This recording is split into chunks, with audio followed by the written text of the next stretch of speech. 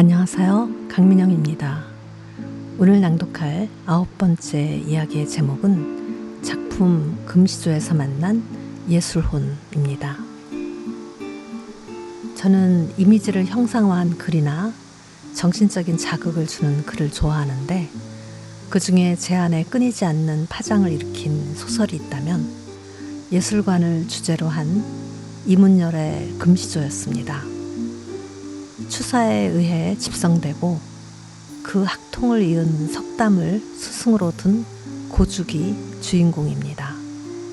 석담의 예술가는 기와 품을 숭상하고 서화를 심화로 여겼으나, 고죽은 아름다움을 중히 여기고 정과 의를 드러내고자 했습니다.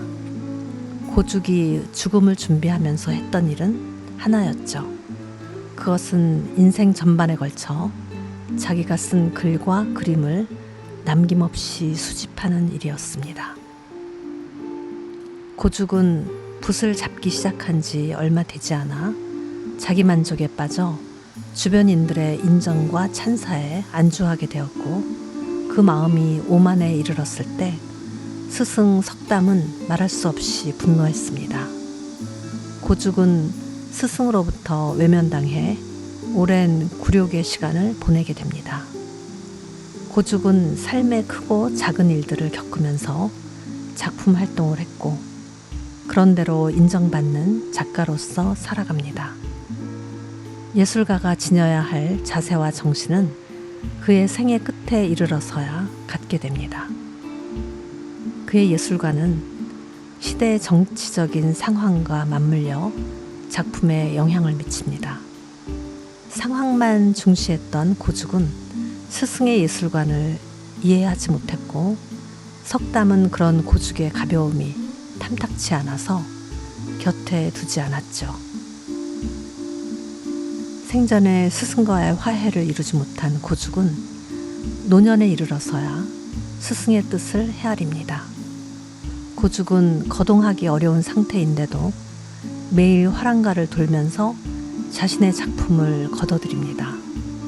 고죽의 작품은 대부분 오만방자했던 시기의 작품으로 스승과의 대립, 자만에 빠져 있을 때의 것이었습니다. 그는 자기의 작품이 예술적인 가치가 없는 것들이었음을 깨닫고, 모아들인 작품에서 건질만한 것이 한 점도 없다는 절망감에 혼절하기까지 합니다. 고죽은 임종하기 직전에 화랑가를 돌며 사들인 200여 점의 작품에 불을 붙이게 했습니다. 제자들이 당황하며 만류했지만 결국 그의 작품은 남김없이 태워집니다. 화염 속에서 그는 스승 석담이 생전에 말하던 금시조의 환영을 봅니다. 작가가 평생 완성도 있는 작품을 갖지 못하는 것은 능력의 한계를 넘지 못하기 때문입니다. 작가가 원하는 작품을 만들어내지 못하는 데서 자괴감을 느끼는 것은 일반인들이 판단하는 오만함과는 상당히 다른 것입니다. 작가에게 작품은 그의 전부이며 자존심이죠. 유능한 연주자가 콘서트 후에 대단한 호응과 기립박수를 받아도 무대 뒤에서 펑펑 우는 것과 같습니다. 연습 부족이나 실수에 따른 자책 때문일 수도 있겠지만, 자신이 담아내지 못한 예술혼, 그것이 없다면 대중의 찬사는 예술가에게 무의미합니다. 그런 자책과 절망감은 자기 한계를 느끼는 겸허에 더해 더 치열하지 않았던 데서 오는 자책도 있습니다. 작가의 예술관이 들어있는 작품이라 하더라도 적정 수준에서 만족하는 작가는 예술가가 아닙니다. 예술가가 자신이 원하는 만큼의 수준에서 만족하는 것은 대중에 대한 모욕이고 자기 기만이며 오만입니다. 끊임없이 노력하고 뭔가 새로운 시도를 추구해도 예술가 자신을 만족시키는 작품은 아마 없을 것입니다. 그런 면에서 고죽이 마지막으로 자기 작품을 고스란히 소각한 것은 진정한 예술가의 자세를 보여준 것입니다. 그렇게 함으로 그제야 그는 자기 스승과 화해하고 언젠가 석담이 얘기했던 금시조를 타오르는 불길 속에서 볼 수 있었습니다. 만일 금전적인 가치와 대중의 잣대 작품의 평가 기준을 두었다면 그는 붓질을 기능적으로 하는 천박한 환쟁이에 불과했을 것입니다. 예술은 예술로서만, 작품은 작품으로서만 가장 정직한 평가를 받습니다. 고죽은 방탕하고 가족에게 몰인정하고 무책임했으며 스승에 대한 반항과 존경심의 결여 등 인간적인 풍모를 찾기에는 턱없이 부족한 인물이었지만 죽기 직전의 그의 태도는 진정 예술가다웠죠. 단 한 점의 작품조차 남기지 않았어도 고죽의 예술호는 모든 예술가에게 바탕이 되어 몇 점의 특별한 작품을 능가할 정신적인 가치가 되었을 것입니다. 저도 몇 차례 화구와 수십 점의 제 작품을 태운 일이 있습니다. 그것은 고죽처럼 예술가로서의 의식이 동기가 된 것은 물론 아니었죠. 예술에 대해 절실했고 한계를 넘지 못한 절망감에 미술과의 인연을 끊기 위해서 한 것이었습니다. 저를 지배하고 속박하는 것으로부터 도망치고자 하는 비겁한 생각과 결정 때문에 했던 일이었습니다.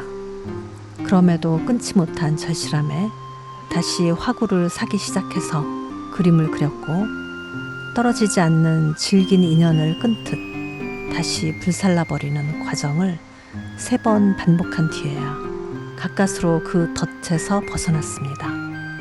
그래서 제겐 습작 몇 점을 제외하고는 제대로 된 작품이 남아있지 않습니다. 작품을 태워 없앤 일 때문에 가족과 친구들로부터 질책과 원망을 지겹도록 들었죠. 하지만 그 시절의 완성작은 제게는 미완성이었고 그래서 그것을 남길 만한 이유가 없다는 판단을 그때도 그 후에도 의심하거나 후회하지 않았습니다.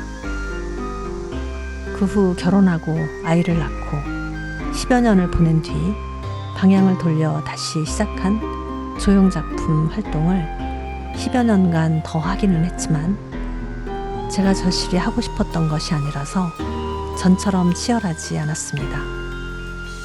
지금 생각하면 20대 때 내 생의 에너지를 거의 다 소진했던 것 같습니다.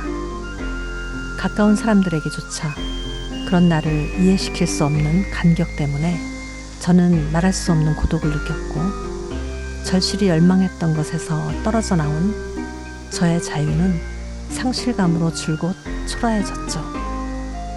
스트레스에 한 달간 목소리까지 완전히 끊어졌던 그 시기에 이 금시조를 읽었습니다. 다 읽은 후의 느낌은 무조건 내 역성을 들어주는 대상에게 오랫동안 안긴 기분이었죠.